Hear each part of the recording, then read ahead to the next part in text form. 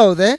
If you haven't noticed, Kaizer Chiefs have not won anything this season in terms of cups. We've been knocked out of both. We're not first, nor second, nor third. So it's all gloom and doom, right?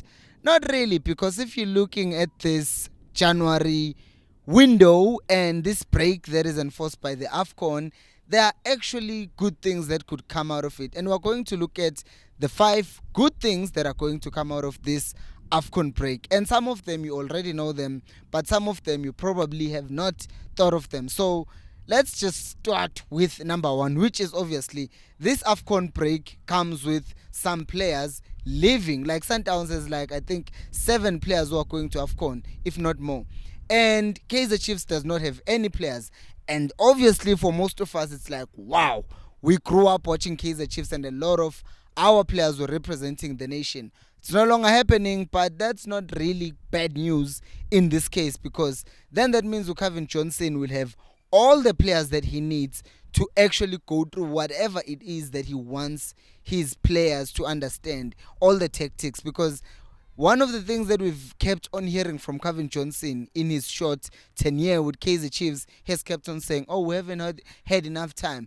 But now we know that he's given the players 2 weeks off, but they're coming back after those 2 weeks, and then they have time to prepare for the return of the season. That's like a whole month, because they said that they're going to give players 12 days, which means we are starting the count from the 31st of December until probably the 11th or the 12th of January. So that's a lot of time, and then the season will resume a month later, which is like the 13th, the 14th of Feb. So that's a lot of time. That's enough. That's a preseason. So basically we will not want to hear Kevin Johnson saying, I haven't had enough time, because he would have had December, would have had November, he would also have had the whole January. So there will be no excuse, and that's good for him, because then he has enough time to go through the tactics with the players. Number 2 is the fact that before the AFCON break, before what is happening right now, Kaizer Chiefs actually won 3 games without conceding. 4 if you count the fact that against Sekhukhune United actually scored from an offside.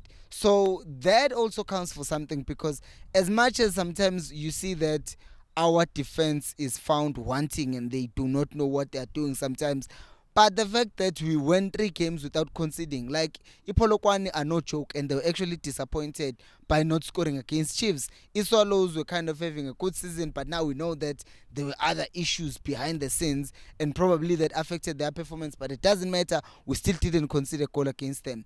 So clearly there is something that is working. We don't know what, but there is something that is working. And one of those things, I think, is mainly because Uprosip Voma has become the goalkeeper and is not giving away those easy goals, like making a mistake and then conceding a goal, which is something that Brendan Peterson did. And also when Ukune came on, he wasn't really like make sure. Nah, he still had his own mistakes. But the fact that we didn't concede like more than 1 goal now in the past 4 games, that's also just a very good thing to look at. Number 3 is this one that is very controversial, that we've talked about. Midfield competition. A lot of people have been complaining about playing Mart, Castillo, and Mteto at the same time. Now the coach has decided that he's going to play Mteto and Mart and a 10.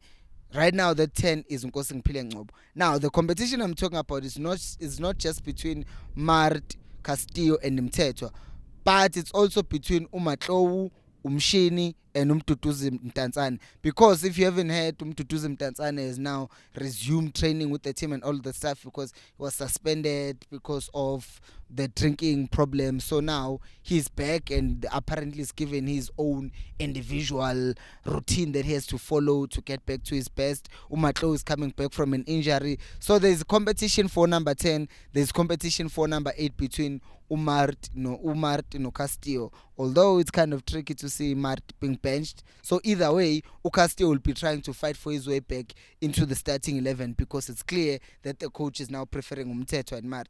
So if Castillo works his way back into the starting 11, and whenever he's given 20 minutes, he comes in and he shows us, that's always good for the team, because everyone's trying to get into the team.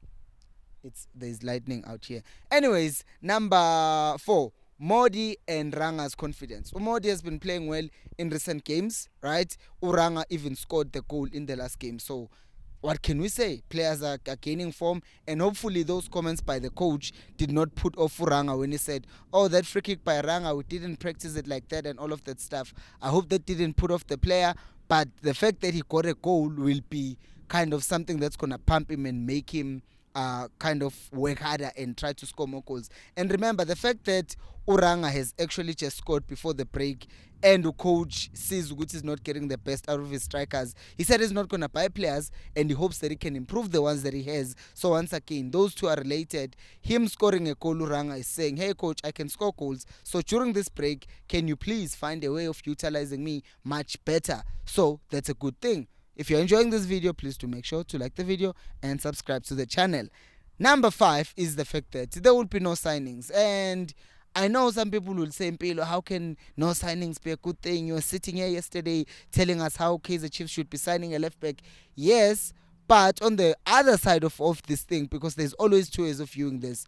On the other side of not having any signing, that means there's no one who's being added to the system. There's no one who's now trying to learn how to become a Kaizer Chiefs player and all of that. It's everyone who's there who is actually been with the team for a very long time. Akekho umuntu esazozama ukuthi ajwayele i-team right now, but it's the team that already exists, and we're trying to tweak the small things. Well, I wouldn't say small things, but in some places it's small things that we need to tweak, but in other places it's a lot of things. So not having signings mean we are working with what we already have, and we don't have to integrate anyone and get someone used to the system.